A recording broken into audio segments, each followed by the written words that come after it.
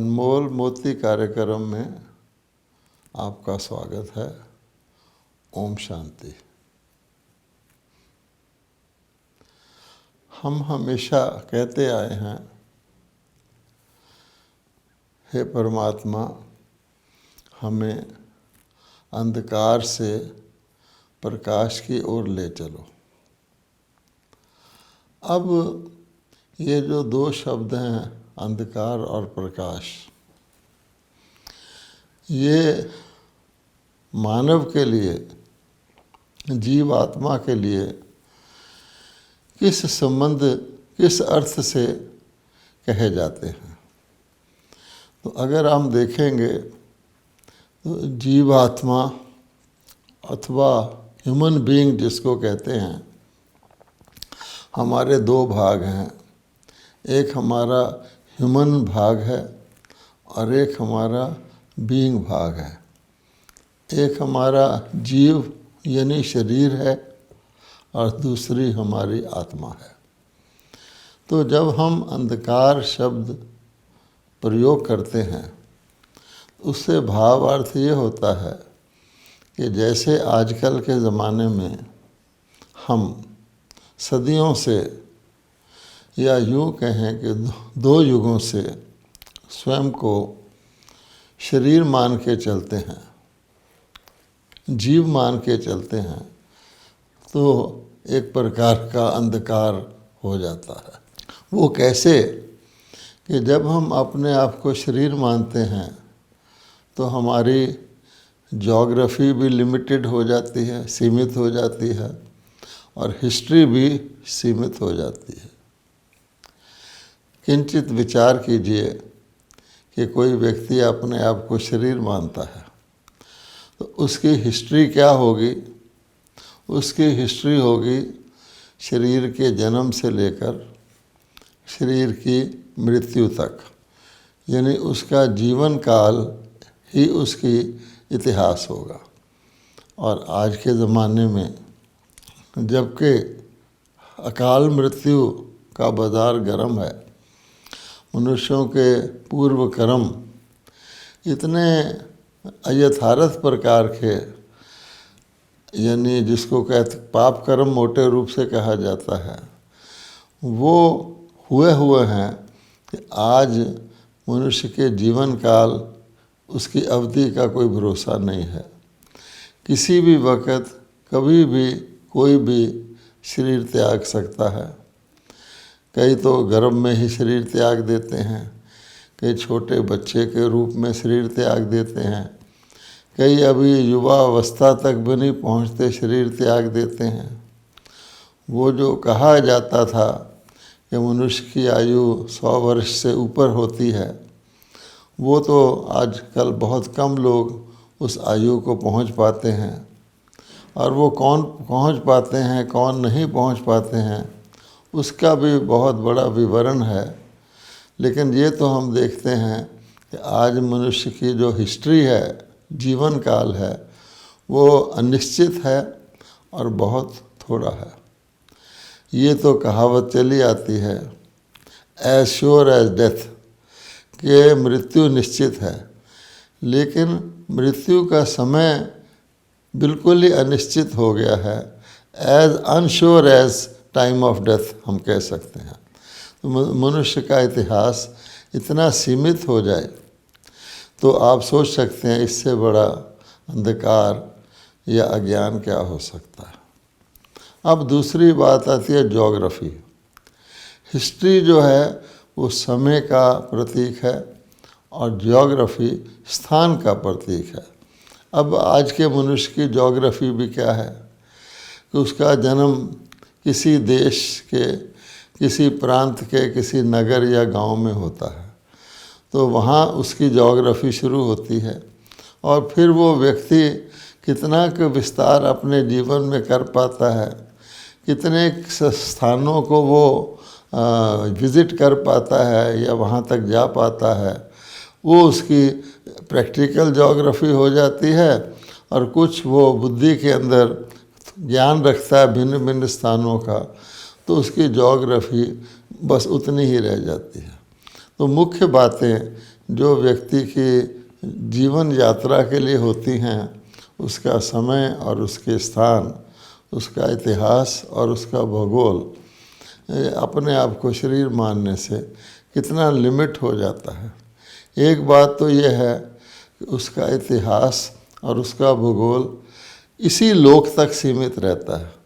ये जो जिस लोक में हम शरीर धारण किए हुए हैं, जो कहा जाता है मृत्यु लोक है, जो शरीरधारियों की दुनिया है, साकार लोक जिसको कहा जाता है, बस उस तक ही सीमित रह जाता है। उसके ऊपर के लोक क्या हैं, वहाँ की उसके क्या कनेक्शन है, वहाँ की ज्योग्राफी से उसका क्या संबंध है, ये तो उसके लिए बिल्कुल उपयोगी ही नहीं रहता, ना उसको ज्ञान होता है। उसके लिए उसके अंदर टोटल अंधकार होता है।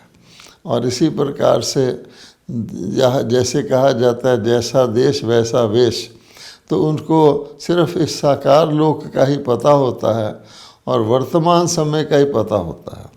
ये भी बात है, इस लोक में भी मनुष्य का जो इतिहास है वो पूर्व का, इस जन्म से पूर्व का और इस जन्म के बाद का भविष्य का भी होना चाहिए।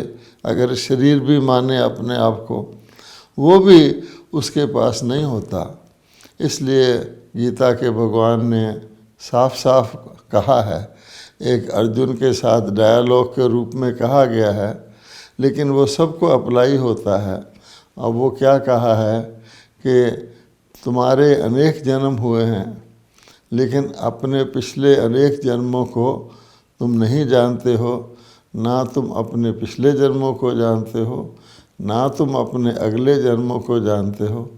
मैं परमात्मा जो इस जन्म मरण के चक्कर से सदा मुक्त हूँ, केवल एक काल में एक समय पर अवतरित होता हूँ, मैं ही तुम्हारे पिछले और अगले जन्मों को जानता हूँ और उसका ज्ञान मैं ही तुमको बताता हूँ।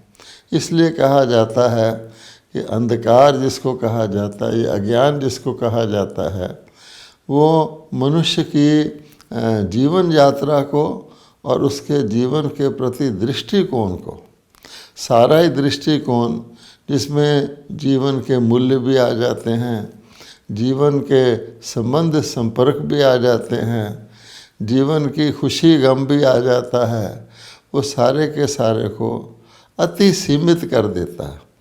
यहाँ तक हम कह सकते हैं कि मनुष्य जिसको सर्वश्रेष्ठ प्राणी कहा गया है, उसके और पशु के जीवन में लगभग कोई फर्क नहीं रहता।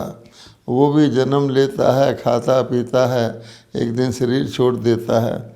बल्कि कई बातों में तो आज के मनुष्य का जन्म पशु के जन्म से भी कहा गया है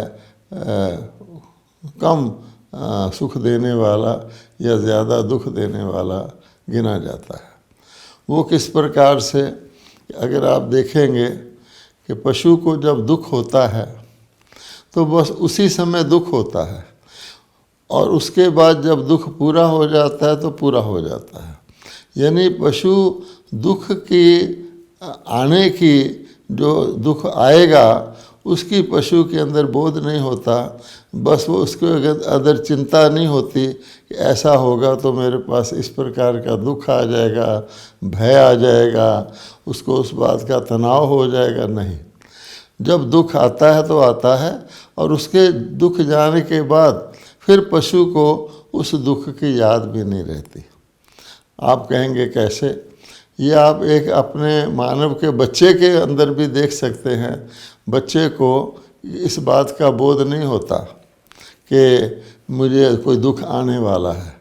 उसके आसपास भी कोई चीज़ पड़ी हो दुख देने वाली, तो बच्चे को उसका बोध नहीं होता। जब उसको दुख होता है तब तक वो दुख की महसूसता करता है।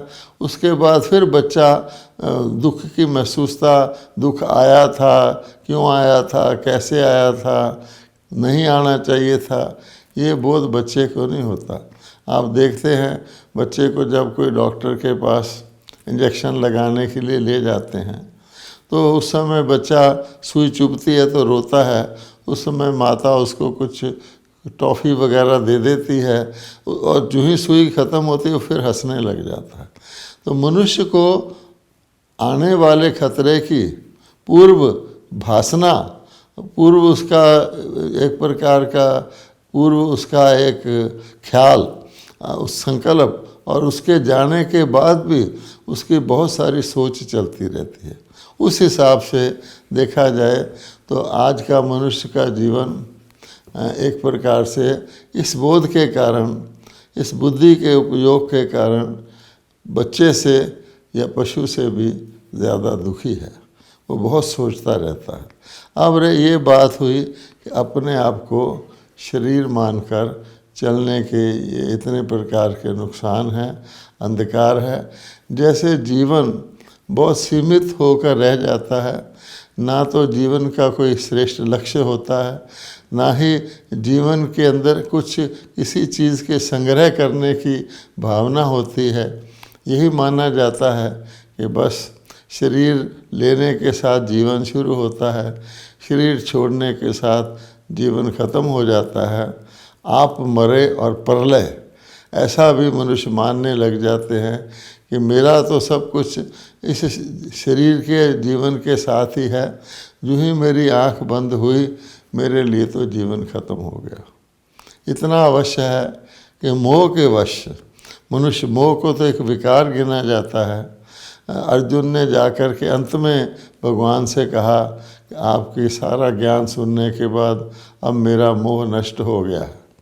ये तो मोह के वश मनुष्य जो उसके जीवन के काल में उसके संबंधी बनते हैं, उनके लिए वो कुछ धन उपार्जन आदि करता रहता है। उसको वो समझता है कि मैंने अपने परिवार के लिए बहुत कुछ किया, वो मोह के वश करता है। लेकिन वास्तव में आँख बंद होने के बाद, मृत्यु होने के बाद उसका परिवार भी परिवार नहीं रहता। वो एक प्रकार से कर्मों का लेने देने का बंधन बन जाता है, जिस कारण उसको पुनर्जन्म, अगला जन्म भी उसी प्रकार के वातावरण में उन्हीं लोगों के साथ लेना होता है जिनके साथ वो इस जीवन में बरतता है। अब हम आते हैं कि जब हम कहते हैं प्रकाश, अंधकार से प्रकाश की ओर ले चलो, तो प्रकाश क्या है? तो सबसे मुख्य बात जीवन में प्रकाश की यही आती है कि हम ह्यूमन बीइंग हैं। हम अपने आप को जो ह्यूमन मान के चलते हैं, शरीर मान के चलते आए हैं, जिसका हमने अभी विस्तृत रूप से जानकारी प्राप्त की, थोड़ा जाना इसके बारे में, तो उसकी बजाय मनुष्य अपने आप को जो वो सत्य रूप में है, जो वो वास्तव में है, वो आत्मा है, उसका ज्ञान, उसको हम कहते हैं प्रकाश। क्योंकि सत्य आत्मा है, शाश्वत आत्मा है। आत्मा ही शरीर को धारण करती है, ना कि शरीर आत्मा को धारण करता है। शरीर लेने से पहले भी आत्मा होती है। शरीर के अंदर भी जो प्राण है, जो जीवन है, जो लाइफ है, वो आत्मा है। और शरीर त्यागने के बाद भी आत्मा रहती है और वो नया शरीर धारण कर लेती है। शरीर एक डिस्पोजेबल चीज़ है, एक काम आने की चीज़ है, जिसको लोग वस्त्र भी कहते हैं कि जैसे व्यक्ति वस्त्र बदलता रहता है, वस्त्र की अवधि होती है, लेकिन वस्त्र धारण करने वाले की अवधि लंबी होती है। इस बात में, इस हालत में आत्मा शाश्वत है, उसकी तो अवधि ही शाश्वत है, सदाकालीन है, अनादि अविनाशी है, और उसमें के अंदर अनेकों शरीर वो लेती और छोड़ती रहती है। तो प्रथम सत्य ये है कि आत्मा शाश्वत है। दूसरा सत्य ये है कि आत्मा ही जीवन है, आत्मा ही शरीर का उपयोग करती है, ना कि शरीर आत्मा का उपयोग करता है। अब आप देखिए, अपने आप को आत्मा, सत्य रूप जो आत्मा का, वो मानने से मनुष्य का इतिहास, उसका भूगोल, उसका दृष्टिकोण कितना विस्तृत हो जाता है, कितना विशाल हो जाता है, और कितना ऊंचा हो जाता है, इतना गहरा हो जाता है कि उसका कोई तुलना ही नहीं है जो लोग अपने को शरीर मान के जी रहे हैं।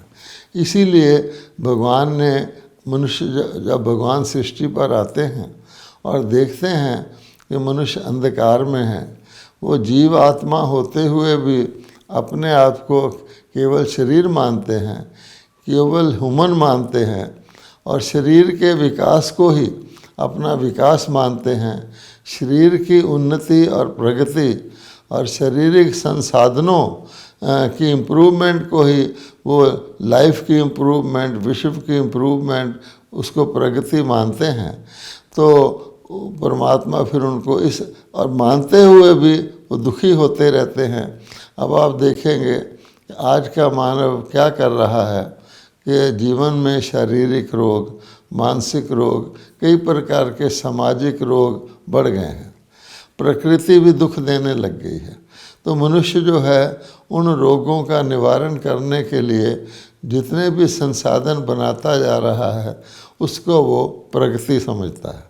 जैसे कि शारीरिक रोगों को ही ले लें, मानसिक रोगों को ले लें, तो अनेक प्रकार के हॉस्पिटल, अनेक प्रकार की दवाइयाँ, अनेक प्रकार के चिकित्सा प्रणालियाँ और अनेक प्रकार के सूक्ष्म से अति सूक्ष्म उपचार के माध्यम, यानी दिमाग तक का ऑपरेशन कर देना, दिल जैसी नाजुक चीज़ का ऑपरेशन कर देना, जितने भी शरीर के अंग हैं, आँखों के ही 70 प्रकार की दवाइयाँ हैं।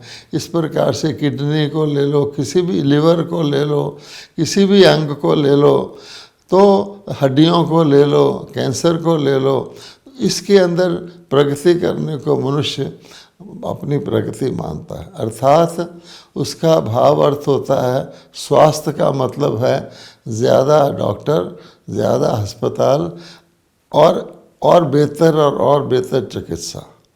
वो ये नहीं सोचता कि रोग हो ही ना। पहले कोई ऐसी भी स्थिति थी जब मनुष्य की काया निरोगी रहती थी। देवताओं की काया को कंचन काया कहा गया, उसके बदले में मनुष्य इस तरफ लगा हुआ है। इसी प्रकार से विश्व के इतिहास और भूगोल का मुख्य ज्ञान होने के अतिरिक्त उसको तीनों लोकों का ज्ञान हो, तीनों कालों का मनुष्य को ज्ञान हो, अपने कर्म और जीवन और खुशी के संबंध का ज्ञान हो। इसकी बजाय मनुष्य की आज जो शिक्षा प्रणाली है उसमें आप देखेंगे अनेक प्रकार की शिक्षाएं, अनेक प्रकार के कोर्स वो मनुष्य ले रहा है।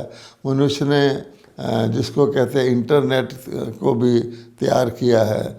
इतनी प्रकार की इन्फॉर्मेशन जिसको कहते हैं सूचना, जिसकी व्यक्ति को आवश्यकता भी नहीं होती, वो सूचना मनुष्य को उपलब्ध करा दी है और इतनी सहज उपलब्ध करा दी है कि आज क्या पढ़ा लिखा और क्या अनपढ़ा है वो उस सूचना को अपने हाथ में एक मोबाइल फ़ोन के ज़रिए सब कुछ देख सकता है। दूर की चीज़, आगे की चीज़, पीछे की चीज़ उसको वो जान सकता है। लेकिन वो समझते हैं कि यही हमारी प्रगति है।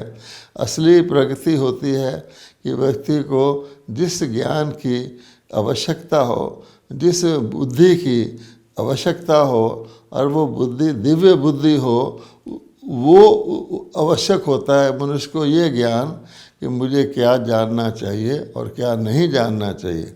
ये भी एक ज्ञान है। लेकिन यहाँ इस लकीर को लांघ करके हर मनुष्य को हर प्रकार का आवश्यक अथवा अनावश्यक ज्ञान या जानकारी का इतना विस्तार हो गया है कि उसके अंदर मनुष्य के जीवन का सार खत्म हो गया है। जो उसको चाहिए, जो उसको खुशी प्राप्त करने के लिए और नाखुशी को दूर करने के लिए, चिंता, भय, तनाव, अनिश्चितता, असुरक्षा, इसको दूर करने के लिए चाहिए, वो नहीं उसको मिल रहा, बल्कि हर प्रकार की ऐसी ज्ञान, ऐसी जानकारी मिल रही है जिससे ये सब चीज़ें बढ़ रही हैं। इसलिए आत्मा का ज्ञान जो है वो मनुष्य को पहले तो उसकी बुद्धि को उसकी स्कोप जो है, उसकी ज्योग्राफी और हिस्ट्री का उसको इतना अनलिमिटेड कर देता है कि वो आत्मा शाश्वत है। इसलिए उसका स्कोप भी, उसको अपना इतिहास जानना है अगर, तो उसको सारे सृष्टि चक्र का ज्ञान सार रूप में होना चाहिए। जैसे बीज के अंदर वृक्ष का सार होता है, इतना बड़ी उसकी विशाल बुद्धि हो जाती है। उसके लिए जिसको कहा जाता है सृष्टि चक्र अथवा 100 दर्शन चक्र अथवा स्वस्तिका, इतना सारा ज्ञान उसको आवश्यक हो जाता है, क्योंकि आत्मा ख़त्म नहीं होती है मरने के साथ। आत्मा पुनर्जन्म लेती रहती है और एक साइकिल पूरा होने के बाद, एक चक्कर पूरा होने के बाद दूसरा चक्कर उसका शुरू हो जाता है। इसी प्रकार से आत्मा की जो ज्योग्राफी है वो केवल उसके इस लोक के लिए सीमित नहीं रहती, उसको तीनों लोकों की ज्योग्राफी का पता लगता है कि मैं आत्मा रूप में कहाँ रहती हूँ, हम सब आत्माएं कहाँ रहती हैं, कितना समय उस लोक में रहती हैं, किस क्रम से हम इस लोक में आती हैं, शरीर धारण करती हैं। और शरीर धारण करने की भी हमारी सतोगुनी, रजोगुनी, तमोगुनी नई से पुरानी अवस्थाएं होती हैं। फिर प्राणी से नई अवस्था कैसे होती है, कहने का भाव यह है कि पूरे का पूरा अलग प्रकार का एक बहुत ऊंचा और बहुत विशाल उसके लिए स्कोप तैयार हो जाता है। और आत्मा अपने हर जीवन काल में उसको एक लक्ष्य मिल जाता है कि जिस स्थिति में मैं जन्म लेता हूँ उससे बेहतर स्थिति में मेरी आत्मा शरीर छोड़े, ताकि मेरे अगले जन्म में मेरी जो इस जन्म की जो मैंने अच्छे कर्म किए हैं उसकी पूंजी मेरे साथ संस्कार रूप में जाए। अब इस आध्यात्मिक ज्ञान के बिना तो मनुष्य का जीवन, चाहे वो बाहरी जानकारी कितनी भी ले ले विज्ञान के आधार पर, उसमें उस जानकारी से ना तो उसका अपना कल्याण, ना दूसरों का कल्याण, ना उसको सामूहिक कल्याण की भावना उसके अंदर पैदा हो ही नहीं सकती, क्योंकि व्यक्ति उसमें स्वार्थी रहता है। वो सोचता है सारी दुनिया से मैं अपने लिए सब कुछ ले लूं। अब हर व्यक्ति अगर यही सोचने लग जाए कि सारे अन्य सब लोगों से, सारे विश्व से मुझे लेना ही लेना है, तो फिर देने वाला कौन रहेगा। इसलिए ये आत्मिक दृष्टिकोण, आध्यात्मिक दृष्टिकोण जीवन के लिए अति आवश्यक है। उसके बगैर, जिसको कहा जाता है कि हीरा जैवनम, कौड़ी के तुल्य कैसे क्यों खो रहे हो कौड़ी के बदले में, वही मनुष्य का जीवन हो जाता है। अमूल्य मानव जीवन, जिसको कहा जाता है सर्व प्राणियों में सर्वश्रेष्ठ प्राणी मानव है, और जिसको भगवान ने अपनी छवि में रचा है, वो सारे निरर्थक हो जाता है और मनुष्य की बुद्धि भटकती रहती है, मन भटकता रहता है और उसको कोई दिशा दर्शन नहीं है। और इस प्रकार का जिसको कहते हैं देह भान का जीवन जो है, वो अधूरा जीवन आज का मनुष्य जी रहा है। अब देखने की बात यह है कि ये जो आत्मा का ज्ञान है और आत्मा के तीनों कालों का ज्ञान है और आत्मा के जो तीनों लोकों का ज्ञान है, ये कौन दे सकता है। क्योंकि आत्माएं तो स्वयं चक्कर में आने वाली होती हैं, उनको तो ना अपने अगले जन्म का ना पिछले जन्म का ज्ञान होता है। लेकिन परमात्मा एक वो आत्मा है जिसको हम कहते हैं सृष्टि का रचयिता है, बाकी सब रचना है। जो मनुष्य सृष्टि रूपी वृक्ष का बीज रूप है, वो परमात्मा ये सारा ज्ञान रखता है। और वो परमात्मा ये ज्ञान भी मनुष्यों को कब देता है, तो आप देखेंगे जब अंधकार होता है तभी प्रकाश की आवश्यकता होती है। तो अवश्य ही कभी प्रकाश था जिससे अंधकार हुआ। ऐसे तो नहीं कि अंधकार ही अंधकार था, यानी मनुष्य अपने आप को देव मान के ही चलता था, ऐसा नहीं है। परमात्मा ने मनुष्यों को जब दुनिया रची तो उस समय तो आत्मा का ही ज्ञान दिया, और इसीलिए गीता के प्रथम अध्याय में आत्मा के बारे में जानकारी दी गई है कि तुम आत्मा हो। आत्मा मान के शरीर को माध्यम बना करके तुम कर्म करते हो। शरीर के अंग केवल आत्मा के उपयोग के लिए ही हैं। आत्मा ही आँखों के द्वारा देखती है, आत्मा ही कानों के द्वारा सुनती है। मान लीजिए एक व्यक्ति की आत्मा के अंदर खराब संस्कार हैं, उसकी बुरी नज़र है, उसके अंदर काम वासना है, तो आँखों के द्वारा वो काम वासना की दृष्टि से ही सबको देखेगी और दूसरों को फीलिंग भी आएगी। आप देखेंगे एक बस जा रही है, उसमें एक महिला बैठी है, वो अपनी दूसरी महिला को कहती है कि वो देखो, वो व्यक्ति जो देख रहा है उसकी नज़र कुछ अच्छी नहीं लगी, बुरी नज़र से देख रहा है। अब उसको फीलिंग क्यों आ रही है? आंखें तो वही देख रही हैं, लेकिन देखने वाले की जो काम वृत्ति है उसकी वाइब्रेशन उसको पहुंच रही है। इसी प्रकार से क्रोध है, लोभ है, मोह है, अहंकार है। तो कहने का भाव ये है कि ये सारा ज्ञान अति आवश्यक है और भारतवासियों को, क्योंकि भारत सबसे प्राचीन देश है, भारत ही देवी देवताओं का देश है, तो अवश्य ही, और भगवान की अवतरण भूमि भी भारत को कहा गया है। तो भगवान ये ज्ञान तब देते हैं जब जो प्रकाश, जो सत्य ज्ञान, जो आत्मा का ज्ञान, आध्यात्मिक ज्ञान, आत्मा को बेहद की हिस्ट्री ज्योग्राफी भगवान ने सिखाई थी, जिसको असली विद्या कहेंगे, जिसको विजडम कहेंगे, जिसके कारण से ब्रह्मा वंदे जगत गुरुम कहा गया, जिस कारण से ब्रह्मा की बेटी सरस्वती को गॉडेस ऑफ विजडम कहा गया, वो जब लुप्त हो जाता है, बहुत काल तक चलता है लेकिन बीच में आकर के लुप्त हो जाता है। मनुष्य अपने आप को मैं आत्मा की बजाय मैं शरीर मानने लग जाते हैं, सारी चीज़ उलट पुलट हो जाती है और उसके परिणाम स्वरूप मनुष्य दुखी हो जाते हैं। उनके अंदर ये काम, क्रोध, लोभ, मोह, अहंकार रूपी कमज़ोरियाँ उत्पन्न हो जाती हैं। वो भटकते रहते हैं, जिनको उनको कारण मालूम नहीं पड़ता।